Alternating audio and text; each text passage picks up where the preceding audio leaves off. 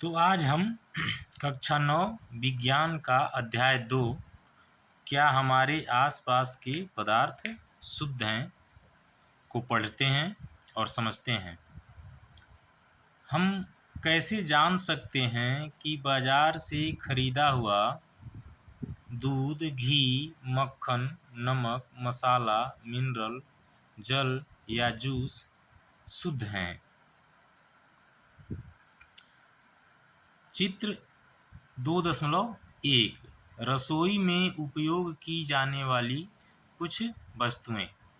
यहाँ पर जैसे हम किसी दुकान पर जाते हैं तो वहाँ पर इस तरह का पैकेट बना रहता है। यहाँ पर है जो 3 दिया हुआ है: शुद्ध नमक, शुद्ध घी, शुद्ध दूध।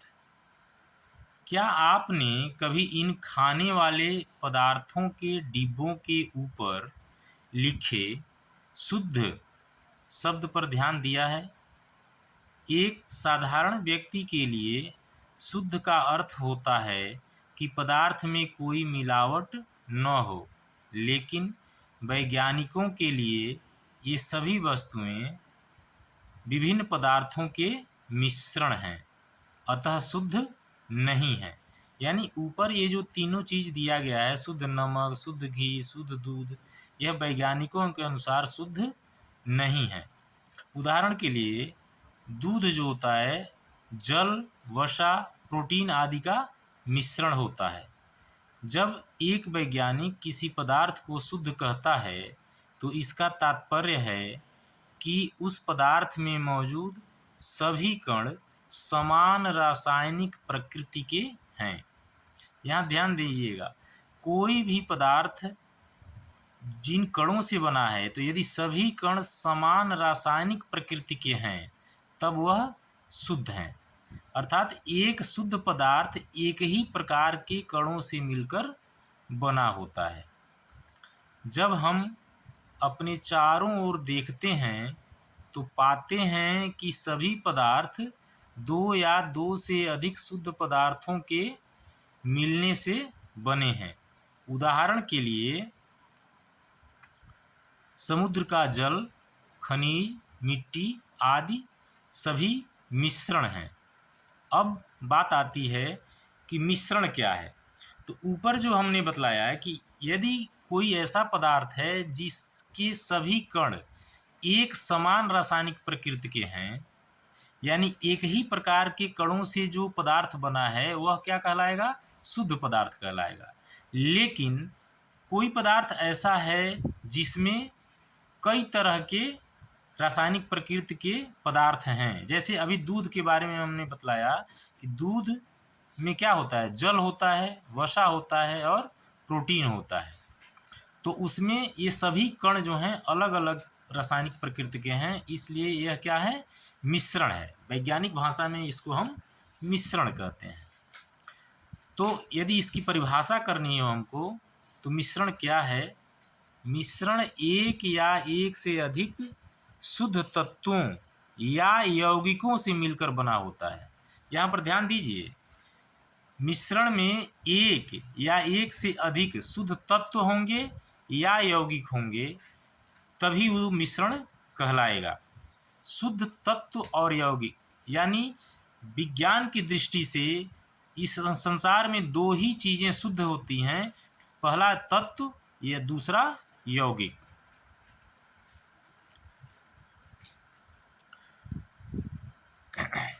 हम जानते हैं कि जल में घुले हुए सोडियम क्लोराइड को वाष्पीकरण या आसवन विधि द्वारा जल से पृथक किया जा सकता है। अब आसवन विधि क्या है? जैसे हमने नमक को पानी में घोल दिया और क्या किया, उसको हमने आग पर रख के उसको उष्मा दिया और धीरे धीरे वह वाष्पीकृत हो गया या भाप बन के उड़ गया। तो नीचे क्या बचेगा? सोडियम क्लोराइड, यानी जो नमक है वो नीचे तली पर मिलेगा हमको। यद्यपि सोडियम क्लोराइड अपने आप में एक शुद्ध पदार्थ है। अच्छा, अब यहाँ पर कह रहा है कि सोडियम क्लोराइड जो है शुद्ध पदार्थ है। इसका मतलब क्या है कि सोडियम क्लोराइड के जो सबसे छोटे कण हैं वो एक ही तरह के रासायनिक प्रकृति के हैं और इसे भौतिक विधि के द्वारा इसके रासायनिक अवयवों में पृथक नहीं किया जा सकता है। अब यहाँ पर ध्यान दीजिए कि भौतिक विधि द्वारा, भौतिक विधि का मतलब हम उसको उबाल दें, ठंडा कर दें, इस विधि द्वारा हम जो सोडियम क्लोराइड है वह दो रासायनिक कणों से मिलकर बना है। कौन कौन सा? एक सोडियम और ये दूसरा क्लोराइड। तो वही कह रहा है कि भौतिक विधि से सोडियम को और क्लोराइड को हम अलग अलग नहीं कर सकते। सोडियम क्लोराइड के रासायनिक अवयव कौन कौन से हैं? तो एक सोडियम है और एक क्लोराइड है। तो इसे हम भौतिक विधि के द्वारा इसके रासायनिक अवयवों में पृथक नहीं किया जा सकता है। इसी प्रकार चीनी भी एक शुद्ध पदार्थ है, क्योंकि यह एक ही प्रकार के शुद्ध अवयव रखता है, यानी एक ही प्रकार के कणों से मिलकर बना है और इसका यौगिक समान रहता है, यानी जितने भी इसके कण हैं सब के सब एक समान हैं। पेय पदार्थ और मिट्टी में एक समान कण नहीं होते हैं। शुद्ध पदार्थ किसी भी स्रोत से प्राप्त हो, इसके अभिलाक्षणिक गुण एक समान होंगे। अभिलाक्षणिक गुण का मतलब इसका रासायनिक गुण या भौतिक गुण एक समान ही होगा। इस प्रकार हम कह सकते हैं कि मिश्रण में एक से अधिक शुद्ध पदार्थ होते हैं। तो सामान्य रूप से मिश्रण क्या होगा? मिश्रण वह होता है जिसमें एक या दो शुद्ध पदार्थ होते हैं। एक से अधिक शुद्ध पदार्थ जब मिलकर एक नया पदार्थ बनाते हैं। नया पदार्थ तो नहीं बनता है, बल्कि वो मिश्रण होता है। सभी उसमें यदि मान लो दो शुद्ध पदार्थ मिलकर मिश्रण तैयार कर रहे हैं, जैसे नमक और पानी को हम घोल देते हैं, तो इसमें ऐसा नहीं है कि नमक का गुण अलग हो जाता है और पानी का गुण अलग हो जाता है। दोनों अपना गुण रखे रहते हैं, लेकिन एक दूसरे में मिले रहते हैं। तो इसी को हम मिश्रण कहते हैं। अब यहाँ आगे देखते हैं मिश्रण के प्रकार। अवयवों की प्रकृति के अनुसार विभिन्न प्रकार के मिश्रणों का निर्माण होता है। इस तरह मिश्रण के कई प्रकार होते हैं, यानी जो शुद्ध पदार्थ हैं, कई तरह के शुद्ध पदार्थ मिलकर मिश्रण बनाते हैं। तो अब वह जो कई तरह के शुद्ध पदार्थ हैं, यानी उनके अवयव जो हैं, यदि अलग अलग प्रकृति के हैं तो उसके अनुसार मिश्रण के प्रकार भी अलग अलग होते हैं। अब यहाँ पर क्रियाकलाप 2.1 दिया हुआ है। कक्षा को अ, ब, स और द समूह में बांटें। आप लोग एक कक्षा में बैठते हैं तो उसको 4 भागों में यहाँ कह रहा है बांट दिया जाए। एक बीकर जिसमें 50 मिलीलीटर जल और 1 चम्मच कॉपर सल्फेट चूर्ण हो। कॉपर सल्फेट का मतलब CuSO4। समूह अ को दे दें। समूह ब को क्या देना है? एक बीकर में 50 ml जल तथा 2 चम्मच कॉपर सल्फेट चूर्ण दे दें। कॉपर सल्फेट और पोटेशियम परमैंगनेट या साधारण नमक समूह स और द को दें। जो तीसरा और चौथा समूह स और द है उसको क्या देना है? कॉपर सल्फेट और पोटेशियम परमैंगनेट देना है, दोनों एक साथ, या साधारण नमक दे देना है। दोनों को अवयवों की पृथक पृथक मात्रा दें, यानी मिला के तो देना है। जैसे कॉपर सल्फेट और पोटेशियम परमैंगनेट देना है तो इनको मान लीजिए 1 चम्मच दिया जा रहा है समूह स को, तो समूह द को 2 चम्मच दे दिया जाए।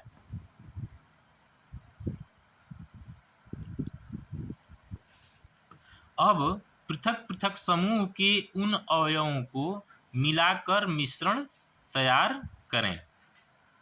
उनके रंग और बनावट के आधार पर एक रिपोर्ट तैयार करें। समूह अ और ब को एक मिश्रण प्राप्त होता है जिसकी बनावट समान होती है। इस तरह के मिश्रण को हम समांगी मिश्रण अथवा विलयन कहते हैं। यहाँ पर अब ध्यान दीजिए कि समूह कक्षा को जो समूह अ है उसमें हमने क्या दिया? 50 ml जल और 1 चम्मच कॉपर सल्फेट का चूर्ण दिया, उसको उन्होंने घोल लिया। फिर ब को हमने 1 50 ml जल दिया और क्या किया, वो भी घोल लिए। तो इस तरह का जो समूह और ब को जो मिश्रण प्राप्त होगा उसकी बनावट एक समान होती है। इस तरह के मिश्रण को हम क्या कहते हैं, समांगी मिश्रण कहते हैं। अर्थात मिश्रण का एक प्रकार क्या हो गया, समांगी मिश्रण, अथवा उसको विलयन भी कहते हैं। इस तरह के मिश्रण के कुछ अन्य उदाहरण हैं, जल में नमक और जल में चीनी। यानी जल में हम नमक घोल दें या जल में चीनी घोल दें तो भी इस तरह का ही मिश्रण यानी समांगी मिश्रण हमें प्राप्त होता है। दोनों समूहों से प्राप्त घोल के रंगों की तुलना करें। यानी समूह अ में जो हमने 1 चम्मच कॉपर सल्फेट दिया था और समूह ब को 2 चम्मच, तो उन दोनों विलयनों के रंगों की हम तुलना करने पर पाएंगे यदि दोनों समूहों के पास कॉपर सल्फेट का घोल है लेकिन उन दोनों घोल के रंगों की तीव्रता पृथक पृथक है। यह दिखलाता है कि समांगी मिश्रण पृथक पृथक संघटन रख सकते हैं। समूह स और द ने जो मिश्रण प्राप्त किया है उनके अंश भौतिक दृष्टि से पृथक हैं। इस तरह के मिश्रण को विषमांगी मिश्रण कहते हैं। क्यों? क्योंकि उसमें आप देखिए कॉपर सल्फेट और पोटेशियम परमैंगनेट या नमक दिया गया था, तो वो उनके जो अंश हैं वो भौतिक दृष्टि से अलग रहते हैं। इस तरह की इस विषमांगी मिश्रण का सबसे आसान उदाहरण, यदि मिट्टी को आप जल में घोल दो तो आप देखोगे कि कुछ समय के बाद जब घोलते रहोगे तब तो मिट्टी मिली रहेगी पूरे पानी में, लेकिन कुछ देर के बाद रखने पर वो नीचे बैठ जाता है। तो उस तरह से वह विषमांगी मिश्रण का उदाहरण है। यानी यदि मिश्रण के प्रकार को हम देखें तो यहाँ पर 2 प्रकार हमें प्राप्त होता है, एक समांगी मिश्रण और दूसरा विषमांगी मिश्रण। सोडियम क्लोराइड और लोहे की छीलन, नमक और सल्फर एवं जल और तेल विषमांगी मिश्रण के अन्य उदाहरण हैं। यहाँ पर जो हम सबसे आसान उदाहरण जल और तेल, सरसों का तेल हो और जल में उसको घोलने का प्रयास करिए तो वह नहीं घुलता है। तो इस तरह के जो मिश्रण है उसको हम क्या कहते हैं, विषमांगी मिश्रण कहते हैं। अब क्रियाकलाप 2.2, आइए पुनः कक्षा को 4 समूहों अ, ब, स और द में बांटें। प्रत्येक समूह को नीचे दिए हुए नमूने में से एक दें। समूह अ को क्या देना है, कॉपर सल्फेट के कुछ क्रिस्टल दे देना है। समूह ब को 1 चम्मच कॉपर सल्फेट देना है। समूह स को चाक का चूर्ण या गेहूं का आटा दे दें और समूह द को दूध या स्याही की कुछ बूंदें दें। छात्र को कांच की छड़ की सहायता से नमूनों को जल में मिलाने को कहें। क्या कण जल में दिखाई देते हैं? अब टार्च से प्रकाश की किरण को बीकर पर डालें और इसको सामने से देखें। यानी समूह अ, ब, स और द को जो भी पदार्थ दिए गए हैं उनका कांच की छड़ की सहायता से उसको जल में घोलने के लिए छात्रों को दिया गया है। तो क्या कण जल में दिखाई देते हैं? यानी कॉपर सल्फेट को यदि घोला गया जल में तो उसका कण दिखाई देता है कि नहीं देता है। हाँ, चाक को घोला गया या गेहूं के आटे को घोला गया या दूध को या स्याही को घोला गया तो दिखाई देता है कि नहीं। तो उसके लिए हमको क्या करना है, जितने भी घोल तैयार हुए हैं अब टार्च के से प्रकाश की किरण को बीकर पर डालें और इसको सामने से देखें। क्या प्रकाश की किरण का मार्ग दिखाई देता है? अब मिश्रण को कुछ समय बाद शांत छोड़ दें। इस बीच मिश्रण छानने वाले उपकरण को तैयार कर लें। क्या मिश्रण स्थिर है या कुछ समय के बाद कण नीचे बैठना शुरू करते हैं? मिश्रण को छान लें। क्या छानक पत्र पर कुछ शेष बचा है? कक्षा में परिणामों पर चर्चा कर इस क्रिया पर एक मत बनाने का प्रयत्न करें। समूह अ और ब एक विलयन पाते हैं। यानी समूह अ और ब को जिनको हम कॉपर सल्फेट दिए थे, यहाँ पर देखिए समूह अ को क्या दिए थे, कॉपर सल्फेट, और समूह ब को भी 1 चम्मच कॉपर सल्फेट दिए थे। तो यहाँ पर उनको क्या मिला है, समूह अ और ब को एक विलयन पाते हैं, यानी विलयन का मतलब समांगी मिश्रण पाते हैं वो। समूह स एक निलंबन पाता है। समूह स को क्या दिया गया था, आप देखिए, समूह स को चाक का चूर्ण या गेहूं का आटा दिया गया था। आप लोग घोलने का घर पर प्रयास करिएगा और कुछ देर रखने के बाद आप पाएंगे कि कुछ भाग नीचे ज़्यादा बैठा रहता है और आटे का कुछ भाग ही ऊपर रहता है। तो ऐसे विलयन को हम निलंबन कहते हैं। और समूह द एक कोलाइड विलयन पाता है। समूह द को क्या हमने दिया था, समूह द को दूध या स्याही की कुछ बूंदें दी थी। तो ये स्याही की बूंदें या दूध जो है वो क्या है, कोलाइडल विलयन है।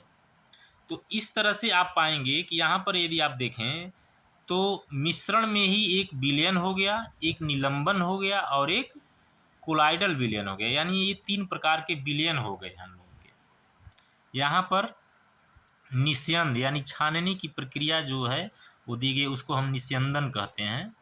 जब किसी चीज़ को छानते हैं तो उसको निस्यंदन कहते हैं। अब हम विलयनों, निलंबनों और कोलाइडल विलयन के बारे में पढ़ेंगे। तो अब हमने जो यहाँ पर जाना कि कॉपर सल्फेट का जो जल के साथ विलयन है वह विलयन होता है, लेकिन आटे को यदि जल में घोलते हैं तो उसको हम निलंबन कहते हैं, और दूध या स्याही को जब घोलते हैं तो उसको कोलाइडल विलयन कहते हैं। तो यह 3 विलयन के प्रकार हो गए और उनके एक एक उदाहरण आपको ये समझना चाहिए, याद रखना चाहिए।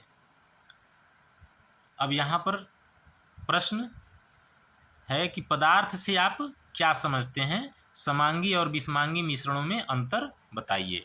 तो सबसे पहले पदार्थ क्या होते हैं, तो पदार्थ वे हैं जो स्थान घेरते हैं और जिनमें आयतन होता है। स्थान घेरते हैं अर्थात जिसमें आयतन होता है, और दूसरा क्या होता है, द्रव्यमान होता है, उसको हम पदार्थ कहते हैं। पदार्थ 2 प्रकार के होते हैं, एक शुद्ध पदार्थ और दूसरा मिश्रण। अब मिश्रण भी यहाँ पर देखिए, समांगी मिश्रण और विषमांगी मिश्रणों में अंतर बताइए। तो समांगी मिश्रण में जो अवयव कण होते हैं उनका संगठन पूरे मिश्रण में एक समान होता है, जबकि विषमांगी मिश्रणों में जो उनके अवयवी घटक होते हैं उनका संगठन कहीं पर ज़्यादा कहीं पर कम होता है। जैसे अभी आप लोगों को बतलाया कि यदि आप चाक का चूर्ण या आटा, गेहूं का आटा आप जल में घोलेंगे तो आप नमक की तरह उसमें नहीं पाएंगे। आटा जो है नीचे ज़्यादा बैठा हुआ पाएंगे और ऊपर पानी ज़्यादा रहेगा, तो उसको हम विषमांगी मिश्रण के उदाहरण में रखेंगे। अब हम आगे विलयन, निलंबन और कोलाइडल के बारे में अध्ययन करेंगे, जिसको हम अगले वीडियो में पढ़ेंगे।